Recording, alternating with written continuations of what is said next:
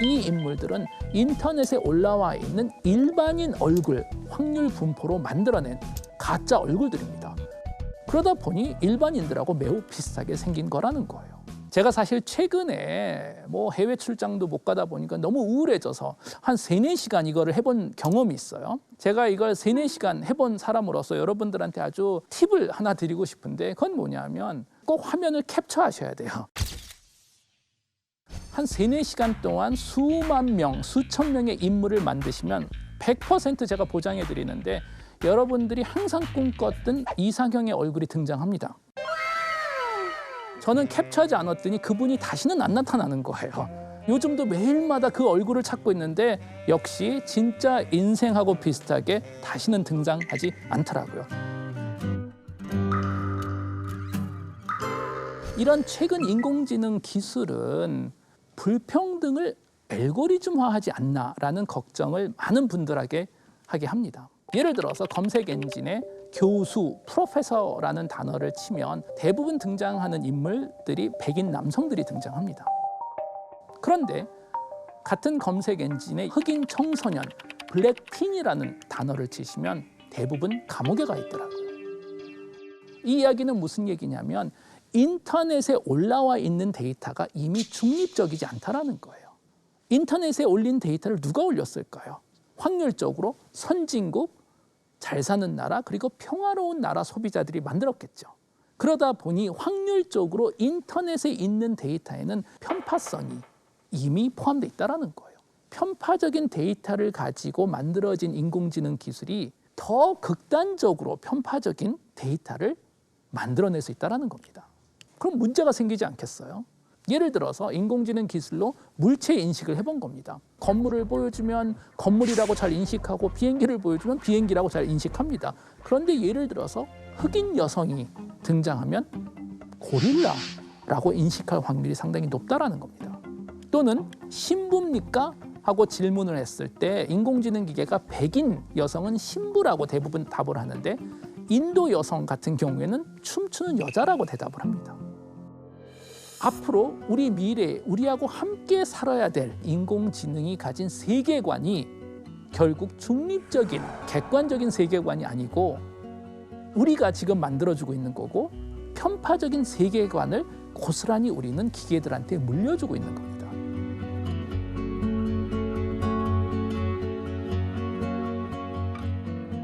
자, 다행히 조 씨는 건강을 회복합니다. 그리고 조 씨는 이제 대학교에 가게 됩니다. 그런데 조 씨가 기숙사로 떠나면서 이상한 얘기를 하나 하는 거예요. 내가 다시 집에 왔을 때는 클라라가 여기 없겠지? 넌 정말 최고였어, 클라라. 진짜. 무슨 얘기일까요? 저는 이 장면을 읽으면서 프란츠 카프카의 변신 이라는 책이 기억이 나더라고요. 변신의 내용은 그렇죠. 평범한 직장인의 이야기입니다. 그레고 쌈사라는. 그리고 그레고 쌈사는 너무나 정말 반듯한 청년이에요. 또 본인이 가장 사랑하는 여동생이 있습니다. 여동생의 미래. 여동생은 나같이 고생하면 안 되니까 여동생을 위해서 모든 것을 희생하고 정말 일만 하는 그런 청년입니다. 그런데 그레고 쌈사가 아침에 일어났는데 본인이 벌레가 돼 있는 거잖아요.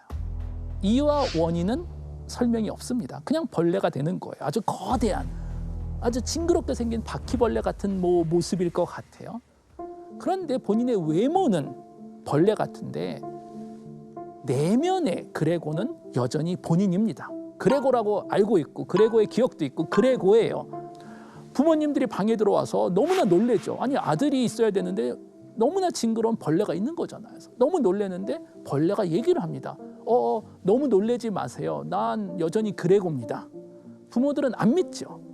그런데 부모들은 이해는 못하지만 이 상황을 외모로는 벌레인 저 무언가가 그레고라고 인정을 합니다. 그런데 그레고가 그렇게 사랑했었던 그 여동생이 부모들한테 얘기를 하죠.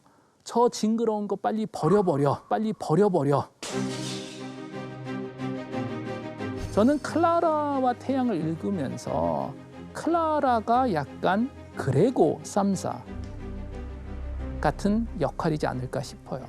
모든 것을 여동생을 위해서 희생했던 그레고는 여전히 감정이 있고 기억이 있는 인간 그레고인데 외모가 벌레라는 이유 때문에 나중에 버려집니다. 비슷하게 클라라는 감정도 가지고 있고 지능도 있고, 그리고 엄마는 딸과 대체하려는 계획까지도 사실 가지고 있었던 거잖아요. 그런데 딸이 회복을 하고 딸의 행복이 클라라의 불행이 됩니다. 이제는 딸이 기숙사로 가기 때문에 더 이상 친구가 필요 없는 거예요. 클라라의 존재 자체는 다른 사람을 위해서 만들어지는 겁니다. 부유층 아이들의 좋은 친구 역할을 하도록 만들어진 거죠. 그런데 이제는 아이도 건강해졌고 좋은 학교로 갔기 때문에 클라라 자체의 삶의 의미가 사실 사라져버린 거고, 클라라는 이 사실을 너무나도 덤덤하게 사실 받아들입니다. 고마워요. 그리고 나를 선택해줘서 정말 고마웠어요.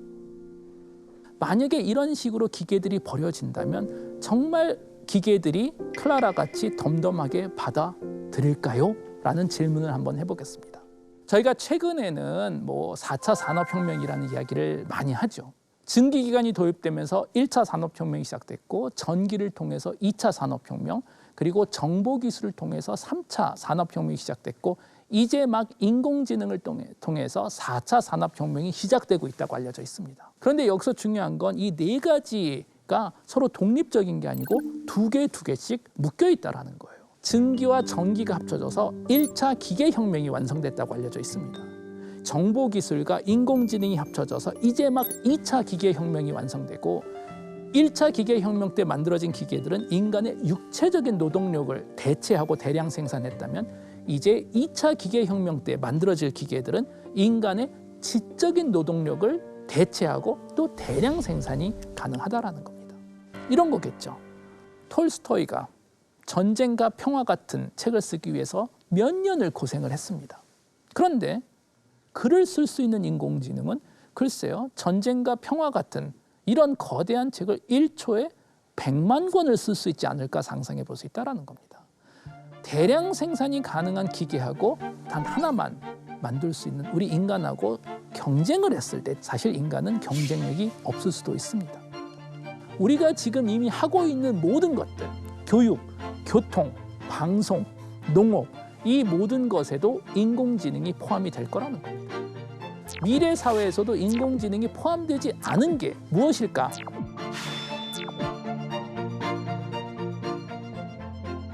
저는 개인적으로 클라라와 태양을 읽으면서 이 책이 적어도 저에게 주는 핵심 질문과 메시지는, 지금 우리의 모습 X에 인공지능이 포함되면 어떤 일이 벌어질까라는 것이 핵심일 텐데, 처음에는 그냥 막연하게 X 더하기 AI 하면 이게 좋아지겠구나. X가 자동차라고 칩시다. 자동차에 인공지능이 포함되면 자율주행 자동차겠죠. 그러면 모든 교통, 모든 자동차가 엄청나게 좋아질까라는 상상을 하지만, 사실은 조금 더 냉철하게 분석을 해보면 X 더하기 AI는 X가 더 좋아지는 것이 아니고 X가 Y라는 다른 것으로 변종이 된다는 겁니다. 그렇다면 우리가 인간성 더하기 AI는 우리 인간이 AI 덕분에 글쎄요, 더 좋아지고 더 효율성이 높아지는 것보다는 우리 인간 자체가 변종되지 않을까, X였었던 인류가 Y로 변하지 않을까라는 상상을 해봐야 된다는 겁니다.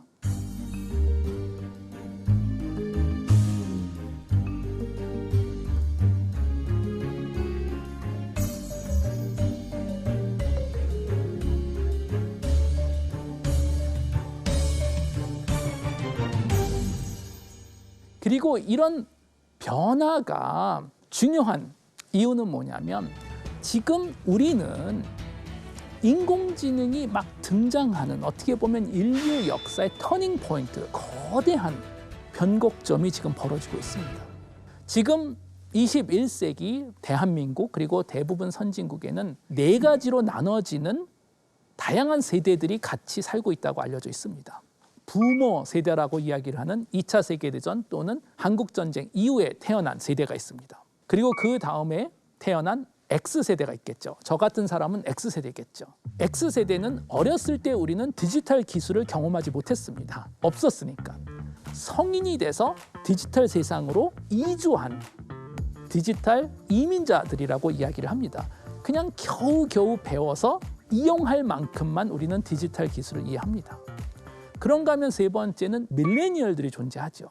밀레니얼들은 디지털 기술과 매우 편하게 관계를 가지는 세대라고 알려져 있습니다. 그리고 가장 어린 지금 10대겠죠. Z세대가 있습니다. Z세대는 태어났을 때부터 이미 무선 인터넷이 존재하고 아주 어렸을 때부터 스마트폰을 경험했었던 세대입니다. 저희가 보통 신세대를 생각할 때 MZ라는 이야기를 많이 하죠. 밀레니얼하고 Z세대를 모아서 이야기하는 그런 성향이 있는데 이건 사실 정확하지는 않다라고 생각합니다. Z세대는 더 이상 인간이 아니라고 생각합니다. 부모, X세대 그리고 밀레니얼까지 저는 인간이라고 생각을 합니다. 호모 사피엔스. 그 이유는 뭐냐면 사실 뇌과학적으로 인간의 모든 기억, 우리의 성격, 우리의 판단력, 우리의 자아 역시 이 결정적 시기라고 불리는 처음 10년에서 12년 동안 경험한 세상을 위주로 뇌의 연결고리들이 완성된다고 알려져 있습니다. 나의 뇌를 완성시킨 환경을 우리는 고향이라고 부릅니다. 고향이 우리에게 중요하고 이렇게 애틋한 이유는 바로 그 환경이 나의 뇌를 만들었기 때문에 그 환경이 바로 나를 만든 환경인 거잖아요. 반대로 대한민국이란 현실에서 최적화된 뇌를 가진 성인이 20대, 30대에 예를 들어서 미국으로 이주하면 상당히 불편합니다. 왜냐? 뇌가 기대하는 현실과 내가 경험하는 현실에 차이가 있는 거잖아요. 그리고 현실이 불편하기 때문에 이런 분들은 뇌가 편애하는 쪽으로 자꾸만 선택하는 성향이 있습니다. 예를 들어서 한인타운에 자주 놀러 가거나 한국 음식을 먹고 한국 드라마를 보고 한국 친구들을 대부분 사귀는. 저는 사실 Z세대도 비슷하지 않을까 싶습니다. Z세대의 뇌는 아날로그 현실이 아닌 디지털 세상에 더 최적화되어 있다는 거예요. 그러다 보니 수많은 최근 메타버스라고 불리는 이 가상의 세상이죠. 내가 게임을 하고 거래를 하고 돈을 쓰고 관계를 맺을 수 있는 이런 메타버스적인 현실이 Z세대는 훨씬 더 자연스러운 거예요. 어떤 관점에서 보면 사실 Z세대의 고향은 대한민국이 아니고 인터넷이라는 겁니다. 인터넷이 고향인 이 Z세대는 나중에 성인이 돼서 현실에서 직장을 가지더라도 그 현실이 항상 불편할 거라는 거예요. 그리고 본인이 더 편애하는 인터넷 세상 그리고 메타버스 세상으로 자꾸만 도피하려는 그런 성향을 보이지 않을까 싶습니다. 이런 관점에서 보면 메타버스는 디지털 시대의 대항해 시대라고 우리가 살짝 이해를 해볼 수가 있겠는데요. 15세기 그리고 16세기 때 벌어졌었던 일이죠. 유럽 역사에서. 중세기 유럽의 현실은 거의 지옥 같았죠. 개인의 자유도가 하나도 없고 너무나 가난하고 끝없는 전쟁이 벌어지고 한 30대 중반 정도 되면 죽도록 일하다가 정말 그냥 죽어버리는. 그런데 현실이 그거 하나뿐이 없으니까 적응을 해서 살았겠죠. 그런데 콜럼버스가 아메리카 신대륙을 발견해버린 거죠. 어마어마한 충격적인 사건이었죠. 그 다음에 벌어진 일은 대이주의 시대였었습니다. 유럽인들이 이런 새로운 현실을 탐험만 하는 것으로 만족한 것이 아니고 지금까지 본인들이 살았던 현실에서 도피를 하기 시작합니다. 더 자유롭기 때문에. 그래서 저는 지금까지 우리가 경험했었던 인터넷의 세상, 사이버 월드 같은 경우에는 이 인터넷이라는 새로운 현실을 우리가 탐험한 기간이었다고 생각을 하고요. 이제 디지털 세상이 아날로그 시대보다 훨씬 더 편한 Z세대부터는 디지털 세상, 메타버스로 이주를 하기 시작하는 디지털 대항해 시대, 대이주의 시대, 그런 현실이 되지 않을까 싶습니다. 그렇다면 저희가 이런 세대들한테 설명해 줘야 될 게 하나 꼭 있을 것 같아요.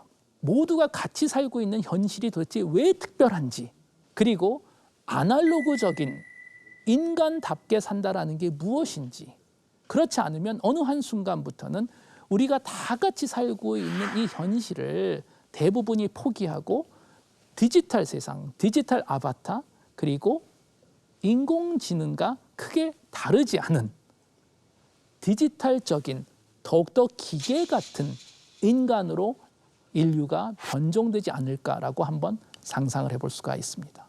제가 사실 오늘 이 책을 소개하면서 소설책, 문학책을 소개한 이유는 기계 역시 내면의 세상을 가질 수 있지 않을까라는 생각을 머리에 심어줄 수 있는 역할은 저는 사실 문학만 할 수 있지 않을까 생각을 합니다. 만약에 이런 AI가 등장한다면 우리 인류를 관찰하고 우리가 이미 만들어낸 이 편파적인 내용을 가지고 세상을 인식하게 되지 않을까라는 아주 중요한 메시지를 전달해주는 문학적인 작품이었던 것 같습니다. 오늘 제 강연을 들으시고 김대식 교수가 너무 설명을 잘해줬으니까 이 책 안 읽겠다라고 생각하시면 그거는 제가 의도한 게 아닙니다. 제가 오늘 말씀드린 거는 명백하게 제 개인적인 주관적인 해석입니다. 제 강연의 가장 큰 목표는 여러분들이 이제 이 강연이 끝나고 나서 지금까지 들으신 제 이야기는 다 잊으시고 클라라와 태양을 한번 직접 읽어보시면 어떨까라고 제안을 하고 싶습니다.